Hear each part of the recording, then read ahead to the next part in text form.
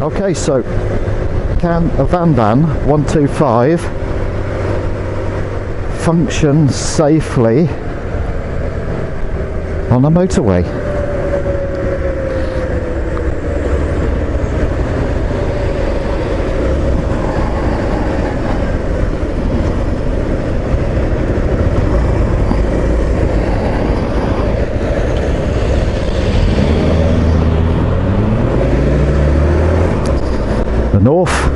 North Lakes, Penrith, M6, slip road.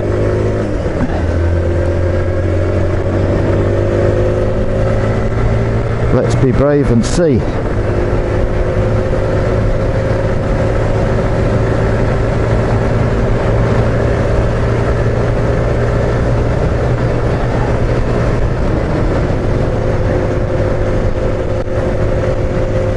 Okay, so this is a 2018 VanVan125, fuel injected,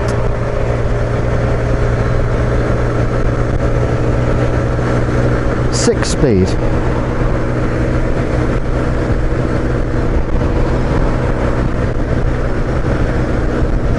Let's see how she does. I've got quite a wide beam on her with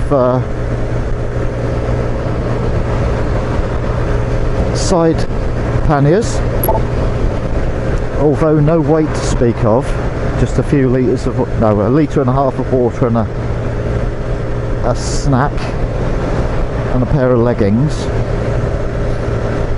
So if I was going moto camping or anything, obviously there'd be tons of weight, and potentially a roll bag behind me on the pillion seat, and maybe like a box or luggage on the back rack as well. So I was interested to see whether this little wee bike pulling 11.6 horsepower could at least function in the context of lurking behind, let's say, a lorry, which themselves have speed limitations, or potentially lurking behind a caravan. Now at the moment here I'm losing a bit of ground because of the gradient, and a lorry has just caught up with me, so a lorry is wanting to overtake me now. Let's see what happens. Wish me luck. Oh, it's the post office. I don't want to roll off and let him in because I'll lose essential momentum at in this scenario. And now there's another lorry behind him as well. Now I'm feeling boxed in, I must admit. Boxed in. I hope he's conscious of me.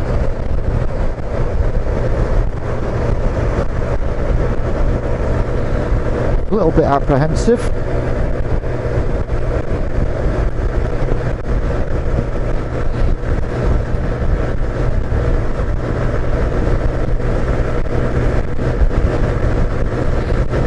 And in all probability, once the gradient levels up or goes downhill a little, these lorries will be holding me up. Do you know what I mean?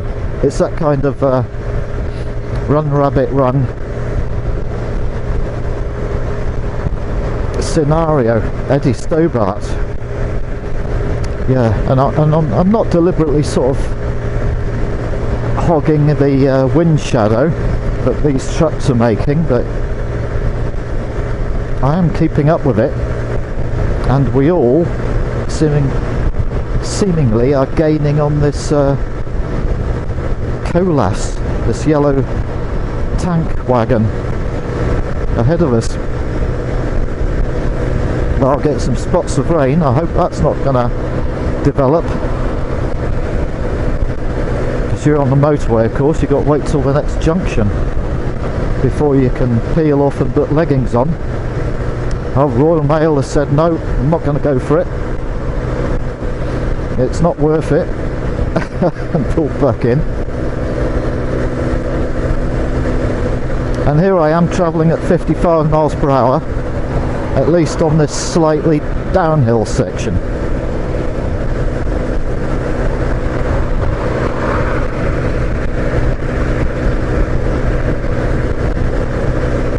Oh, he's going for it again.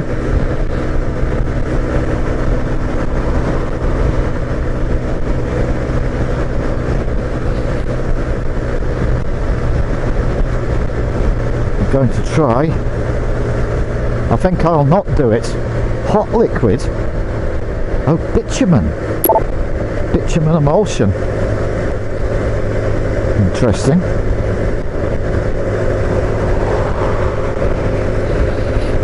Yeah, so I've deliberately slowed just to keep behind this truck here. And I'm now down to 45, 46 indicated. Ah, rain spots. I don't think it's going to develop.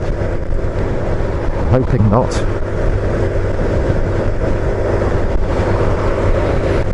You can see the Howgill Hills beyond.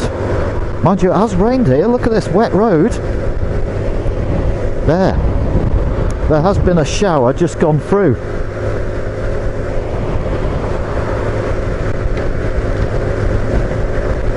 See the spray getting kicked up on the road.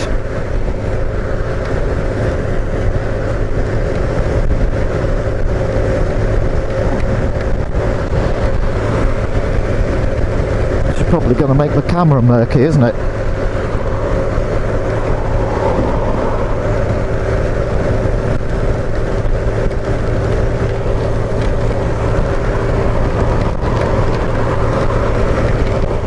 Yeah, this truck's catching me up again, and it does make me a little more apprehensive now, knowing the road is wet, with reduced braking distances and reduced traction.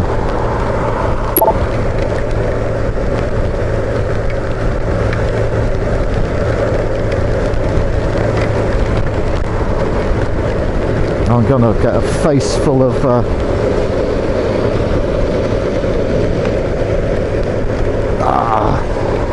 kicked up moisture now. I think I'll pull off on this junction just to wipe the camera lens and contemplate putting my leggings on. Yeah, I think I'm gonna have to. I hadn't necessarily intended to stop at this junction if conditions were good.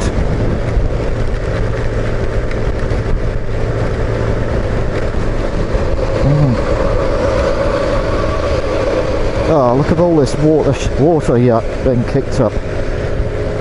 Ah! I can see blue skies beyond. What's it all about? Here comes another truck.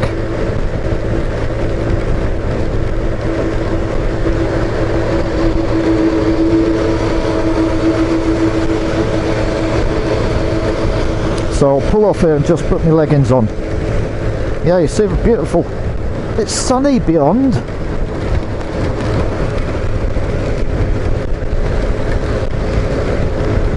I think I'll just pull off here and wipe the camera lens actually.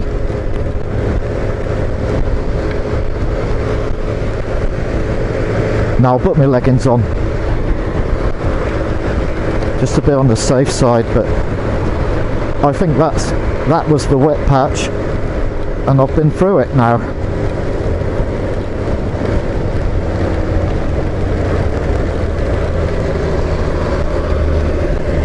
Because the Howgills beyond are looking good, aren't they? Yeah, I'll just pull up here. I think there's a lay-by up there. I'll just put my leggings on and then I'll resume.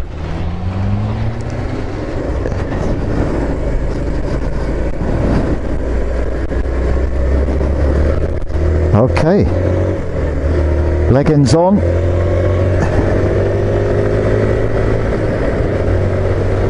Let's hope we have a drier section coming up. Slip road.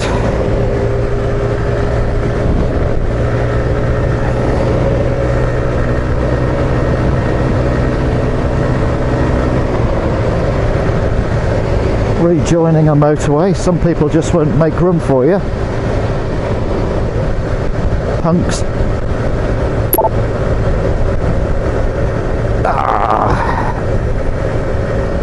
Penrith 20. Oh, I was hoping to go Penrith and back, which I think from where I first turned on the motorway might be 34 miles as far as I could work out. I didn't wipe the camera lens, did I? Idiot. I hope it's alright.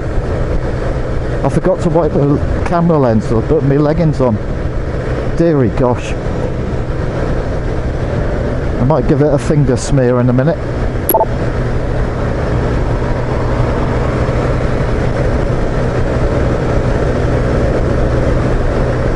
Oh, that's better, isn't it? That's better.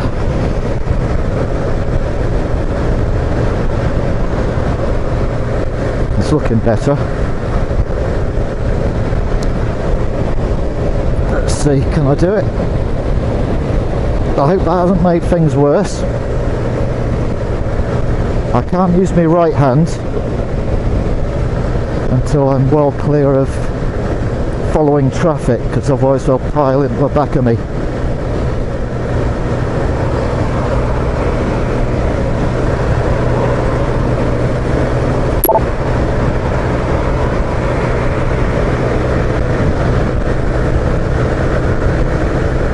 So we're holding an indicated 55.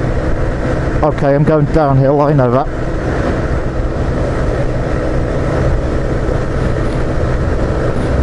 And according to my own deliberations, whereby I fitted some electronic rev counting apparatus to this machine, I was able to establish the speed in gears per 1,000 revs. And so, as far as I can deduce empirically, holding 55 in 6th gear should be spinning the motor at about 7,500 RPM. Can you see me little rev chart down here? I'm going to have to move out the lane because we've got a lane closure.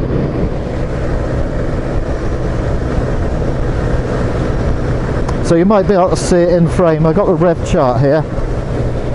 7,555.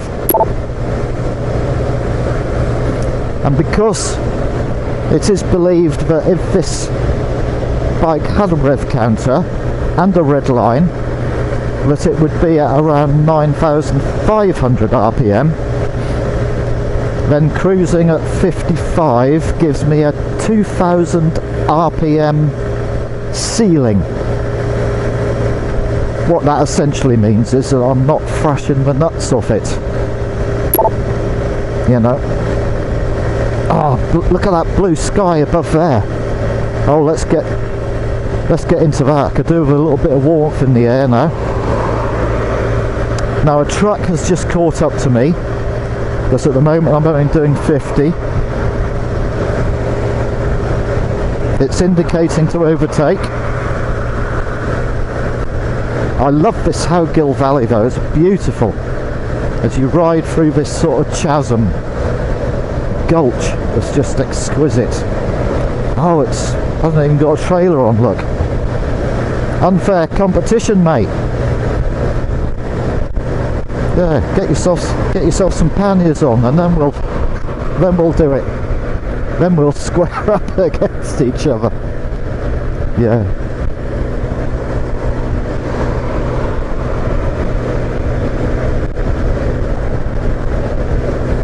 And there's a 60 limit here anyway, you see, because of the roadworks.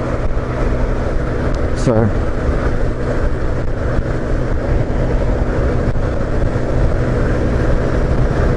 mind you, when I'm I'm travelling at an indicated 55. For all I know, that might be 51 miles per hour real time or something, for all I know. But having said that, that truck isn't moving much faster than I, nor are the cars in front of it, so who knows.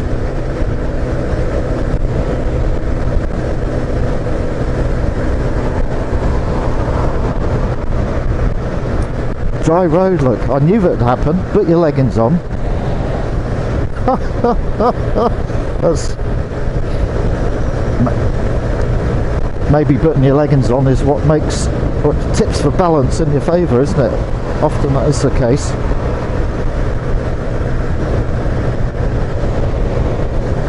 If I hadn't have put them on, it would be bucketing down just here, wouldn't it? Ankle deep.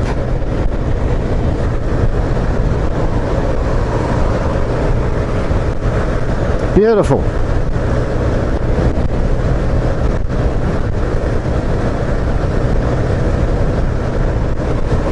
So the next thing to deduce is, if I ever get a good gap of traffic behind me, will it be safe for me to A, wipe the camera lens with a right hand finger, and or B,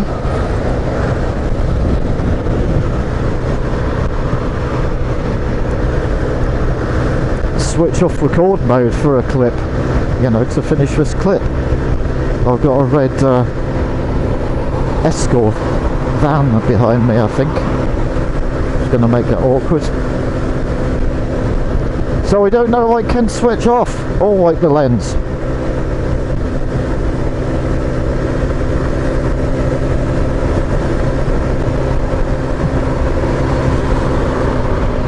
Having said that, let's give it a shot.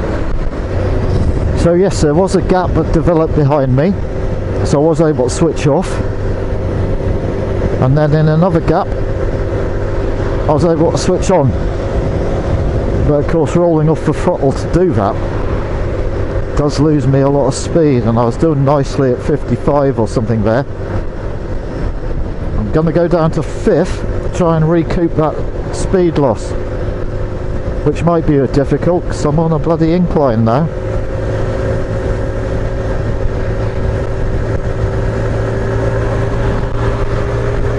Oh, yep. Picking up.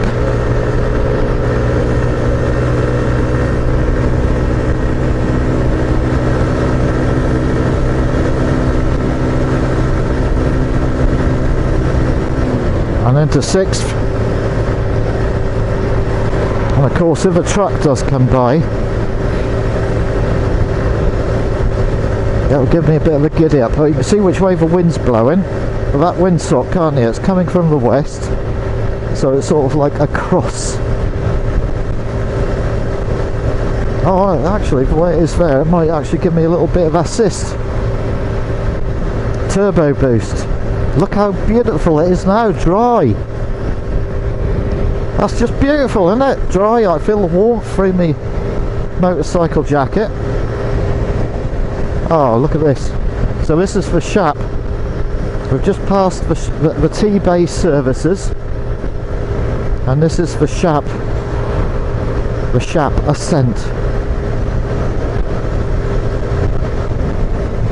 Yeah, there's a truck gaining on me. Sorry, boy.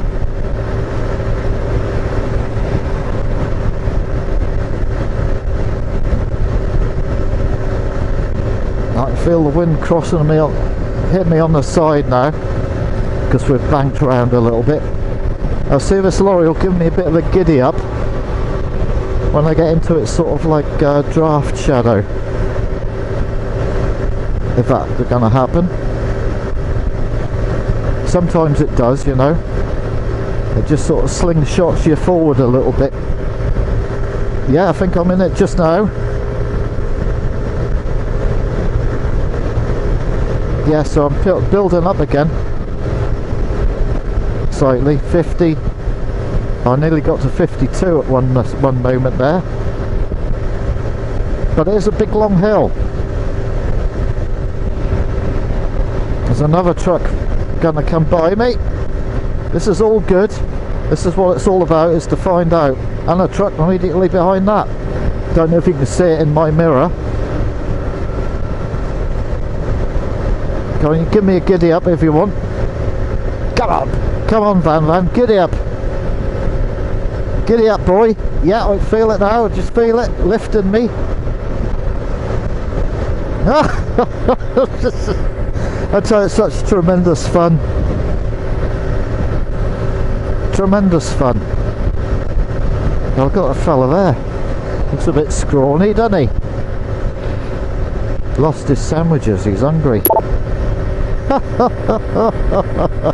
Look at this beautiful skies now. Beautiful. Yeah, we're holding 50. I'm in 6th gear. I bet if I just went down a little bit like that. Yes, it's building. I'm going uphill. It's not a headwind, but it is a crosswind. 53, boy. No, we're losing it again. We're losing it. Oh my word, it's such fun. You get to a certain point, you might as well swap down to 5th, you know. But you lose a bit of forward momentum doing that gear change, of course. So there's the turn off to Shap village. Now this will give me a giddy up. That was a pickup truck. A giddy up truck. And another truck coming up behind me.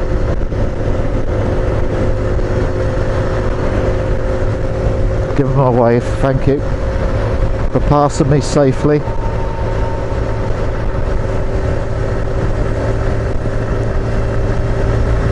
Yeah, it's giving me a giddy up, you see.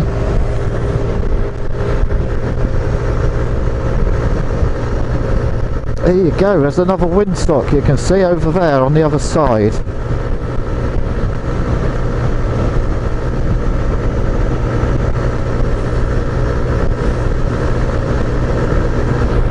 Another truck coming up on my starboard aft quarter.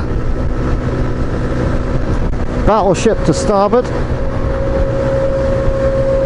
Whoa. Whoa. And now we're entering the downhill section after that big long climb, 4 or 5 miles, whatever it was.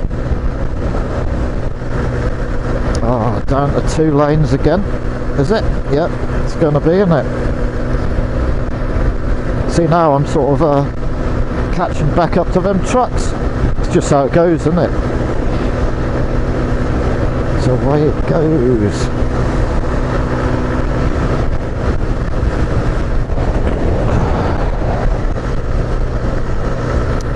Look at those beautiful Lakeland hills. They're beautiful. Beautiful.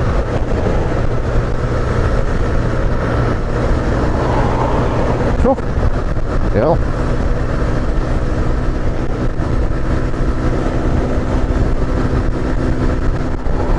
Oh. Oh, I think we're getting close to Penrith now. Now that Royal Mail truck with the pickup, sorry, the forklift on the back, it's probably only about a mile ahead of me, okay, and 3/4 of that mile difference has probably been made simply by the fact that I have to roll off the throttle to switch off the clip and then roll off again later to switch it back on. So possibly without that I'd be tucked behind that Royal Mail truck now, you know, if I wasn't switching on and off kind of thing.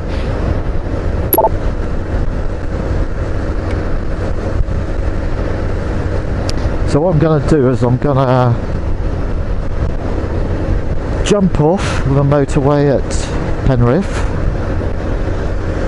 I'm going to put some fuel in, just simply because I've probably only got like 30 miles left before the fuel light comes on, which means it'll happen on the motorway on the way back and give me fuel anxiety. And I'll also stop and have a snack and a swig of water and all that kind of thing, you know.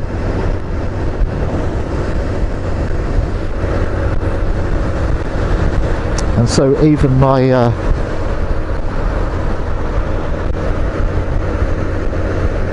my awesome power plant here,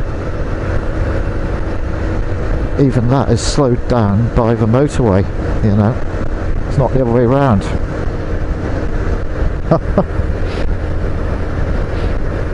The awesome 11 horsepower is itching to be galloping. Aren't you, boys? Yes, you are. You've earned a lump of sugar and an apple between you. So whilst I'm peeling off here, if I was going on a journey up to Carlisle and the borders and Scotland, I think I could do it. So this is my junction here. I'll find a garage, hopefully a loo. Oh yeah, just go in the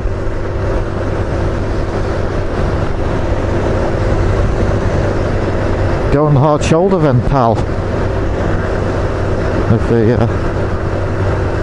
the impatience gets to you. Oh, what a cheek. What a bloody cheek. Marvellous. I'm going to fuel up. Have a wee snack. What's the audio been like, incidentally? Look, open face helmet. If it's any good, how do I do that? Aha! Here we go, orange.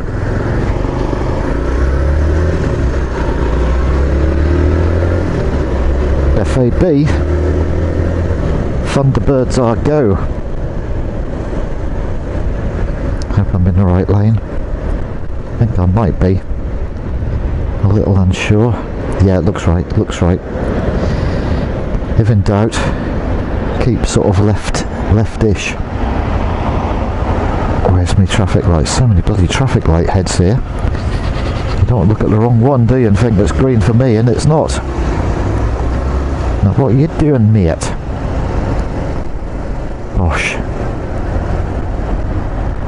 Oh, I feel the heat on my shoulders, it's nice.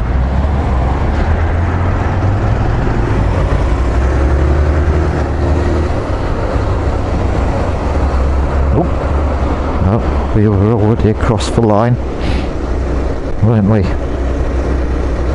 We was. We is. Here we go, there's a garage up here, look, golf garage. That'll be me. So here it is then, the VanVan. You can see it's luggaged up, albeit with no significant mass or payload on board. But you can see it's got a big cross-sectional area with the side panniers, the throw over panniers, and the tank bag itself.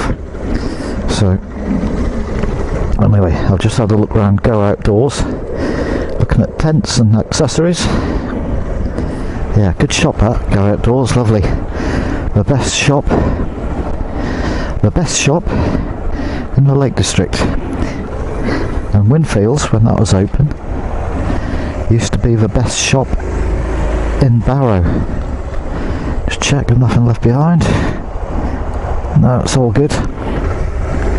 Here we go. Fueled up. Trip meter set to 0.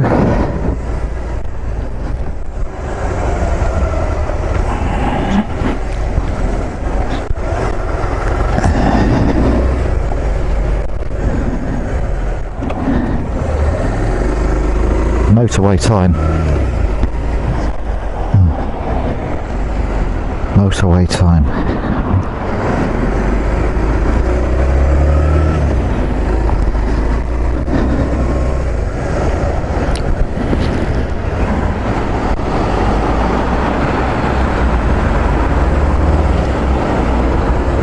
Okay, going southbound now, onto the slip road.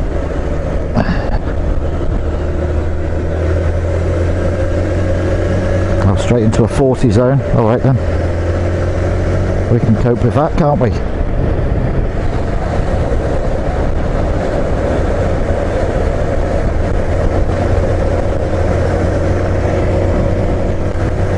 Yes, we can.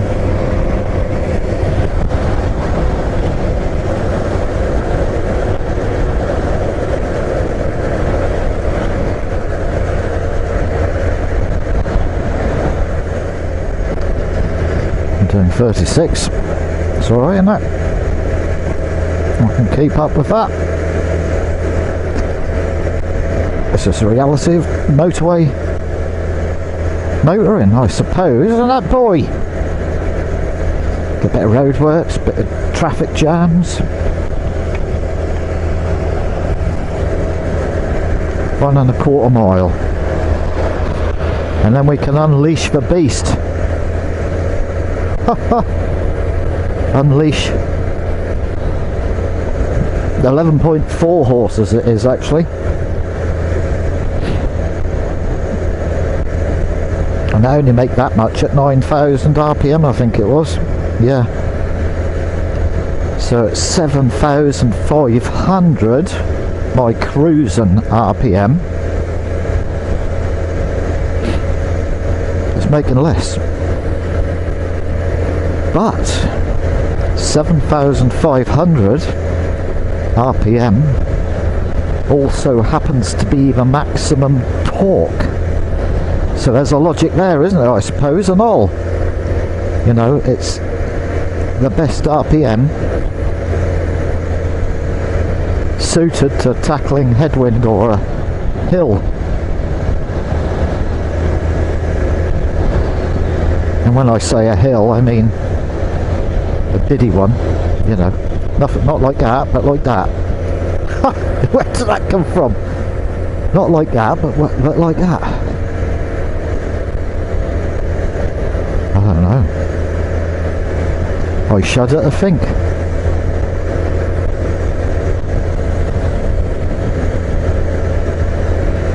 There's a well-behaved traffic lane. No one in ripping past me. Well, we could do by 4 miles an hour or so.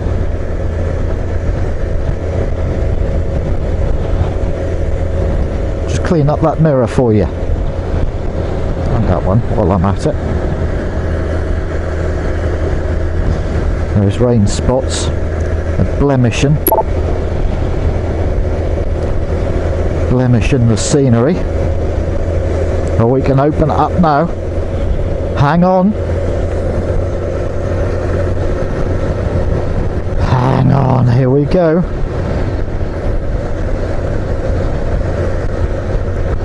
Whew. Unleash all the horses. Unleashed, unleashed.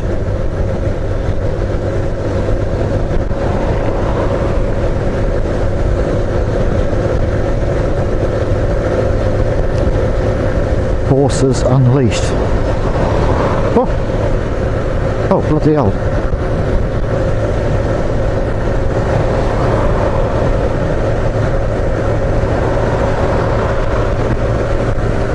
I feel we're gaining kinetic energy now. 50. Oh.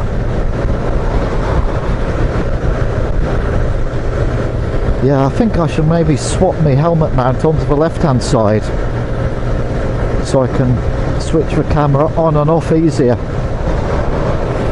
It did alright on the right for e-bikes, and that's because the throttle is in your legs, isn't it, on an e-bike?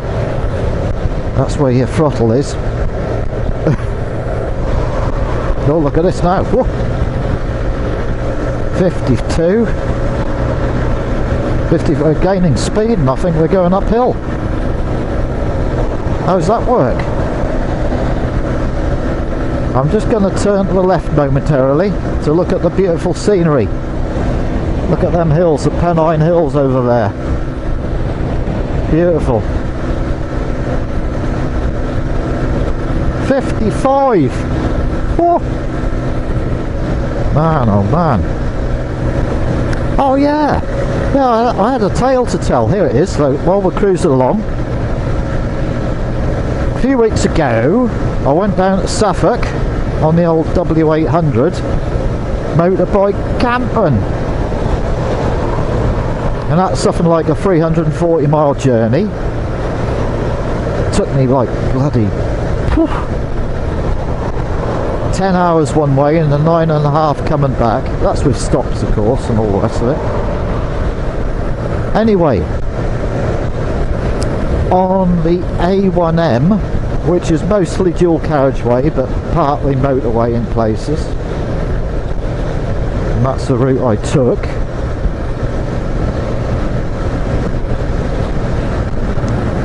I pulled in at a service station to have a snack and a drink, and this little old motorbike pulled up nearby with 2 people on and a load of bloody luggage and camping gear, and I thought, oh well, what? I thought I want to speak to these 2 because that looks you know, like a noble enterprise. And it was a young lad and a young lass, you know, late 20s, 30s, something like that. They looked like bloody 18 to me. And it was a 125. Holy smoke, they're going camping. They had a big tank bag, throw over panniers and a big roll bag on the back rack. But of course there was a driver and a pillion passenger. So thought I'm gonna have to talk to these guys. Where are they going? What are they doing? So I approached them, introduced myself. This was just about 40 miles south of Leeds. It was okay. Oh hi, how are you doing? Where are you going? That looks bold, I said. They said, oh, we're going to France. No way. Sounded like they were going to probably about the Midi. Do you call it the massive Central? Anyway, middle of France. Not to the south, but not to the north neither. Camping gear, a 125. So I looked closely, and it wasn't a water-cooled 125. I didn't recognise the make, nor did I look for it, but it was probably, you know, like a lorry going by. It was probably, I don't know, it wasn't a Japanese 125, I didn't think. So because it's air cooled, again it's probably similar horsepower to this, you know, 11 or 12, as opposed to a water cooled that might, you know, spin up faster for longer and keep its cool, and maybe put out 14 or 15 like some of the modern ones do, I think. Anyway, so they, you know, they were doing this in stages. They were going down to London this first day, stopping over with someone, then moving on to the Channel or a ferry, and then they were going to work their way to Paris, you know, that next day. Another stopover, I think, and then they were moving on, you know, maybe 3 or 4 days in each direction, travelling. 2 up with luggage again. I thought, my god, that's amazing. Anyway, we chatted for a bit. I finished my snack, they finished what their break, and they moved on. Waved them goodbye.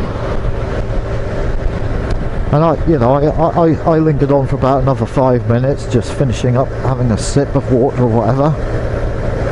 And I moved on. I thought, oh well, I'll pretty soon overtake them too. They were heading south, you see, in the same direction as I was. And thinking, well, 2 up and loaded up. They'd be lucky to even do 55, let alone 50. And with me on the W800, you know, moving along at an indicated 70 miles per hour. I thought, well, I'll catch up on them in a quarter of an hour or something. And do you know what? I set out about, let's say, 5 or 6 minutes after them, at a guess. And it took me about a blinking hour, an hour, to catch up to them. So it just shows you, doesn't it, the difference between, you know, like a truck crossing onto the thing. About an hour. I didn't actually time it, but you know, it took a bloody long time. I thought, holy crikey. When I caught up with them, you know, according to my own speedometer on the W800, they were moving at sort of like between 55 on maybe sort of upgrade sections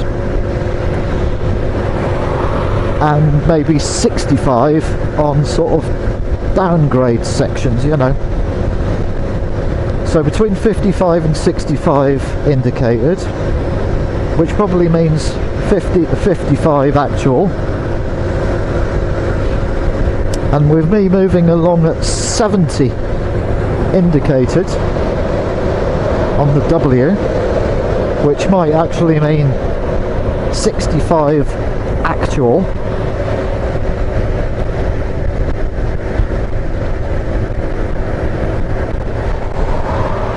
Then that meant, you know, I was moving at a speed overall of between 5 or 10 miles an hour faster, let us say. Like I said, it took about an hour to catch them up. So that's the difference. That's the difference between an 800cc bike, moving at legal speed of course, and a 125, 2 up and loaded up. I was loaded up, of course, with camping gear, but you know, the W800 just moves at whatever speed you want it to, regardless of load. Look at them hills. Whoa! That's beautiful, isn't it? Beautiful. And there's the Shap cement factory. Yeah, because we're on like the other side of Shap now, Penrith side.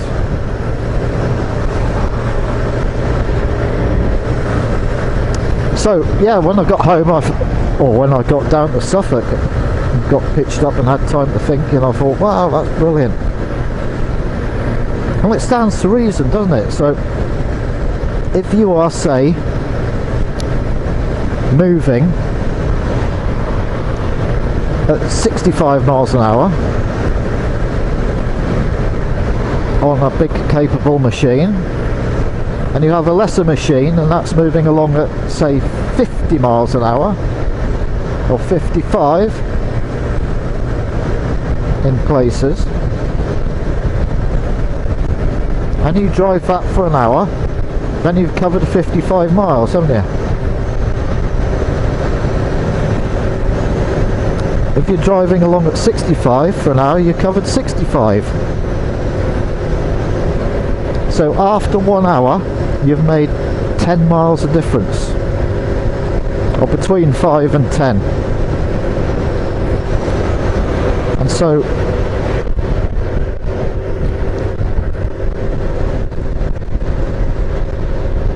with them leaving before me, let's say 5 or 10 minutes earlier, but I can't quite recall it because I didn't measure it or time it, then that sort of accounts for that difference, doesn't it?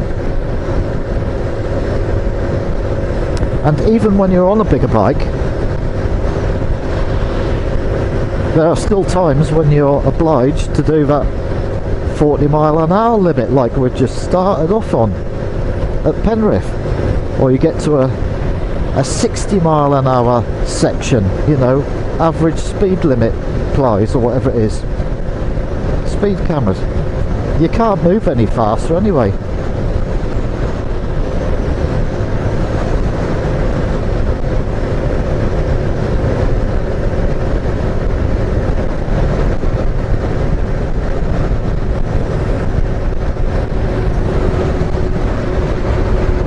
So I was thinking, well, it gave me a giddy up, that truck did. Just whisked me up, mind you, and we've crested the summit, haven't we? We're now going down. Whew. I feel like all the horse's legs are kicking now. Whoa! Look at it. Go on, boy, I'll let you in. I'll let you in because I'm good like that.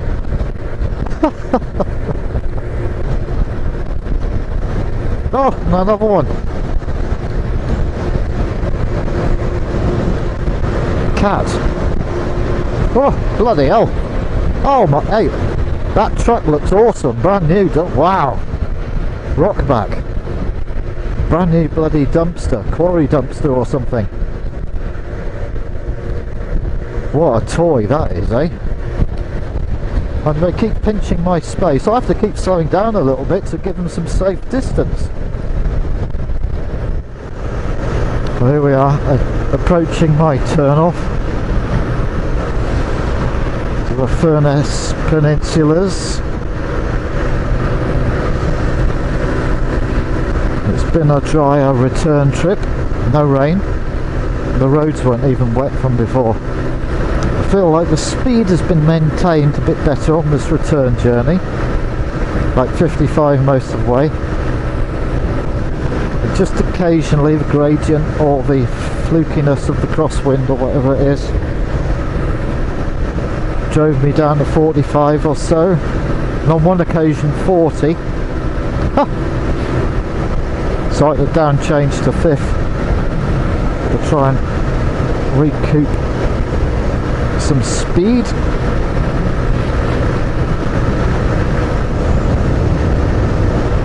And the only problem with that, of course, is if you've got someone going along at 75 and you're doing 40, then there's a considerable disparity in speed, isn't there? And that person behind can come up upon you very rapidly.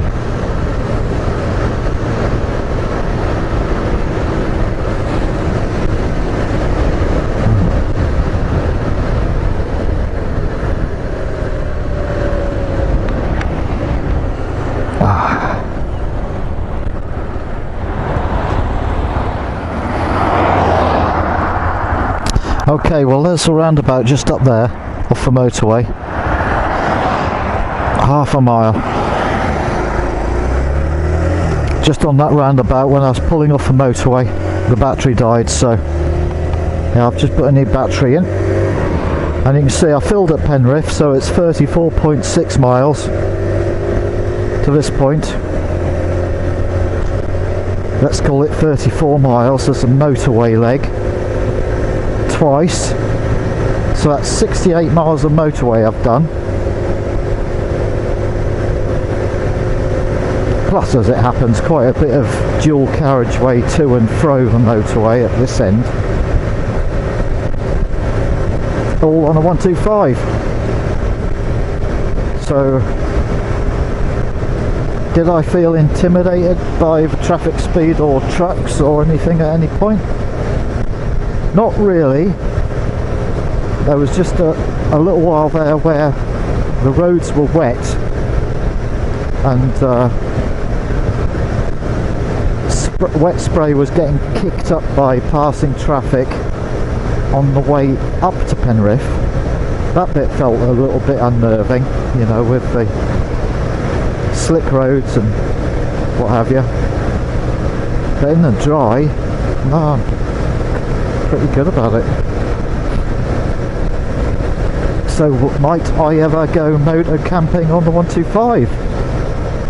It's certainly possible. I mean, via motorways, it's certainly possible. Yeah, sure, no problem on A roads.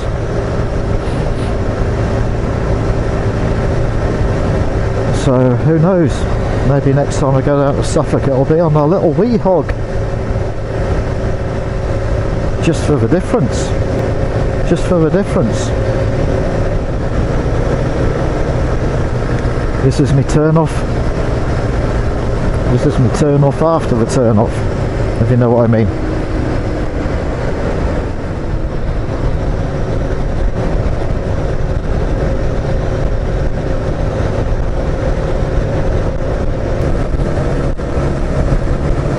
Well, that's it then. I think I'll sign off the video now.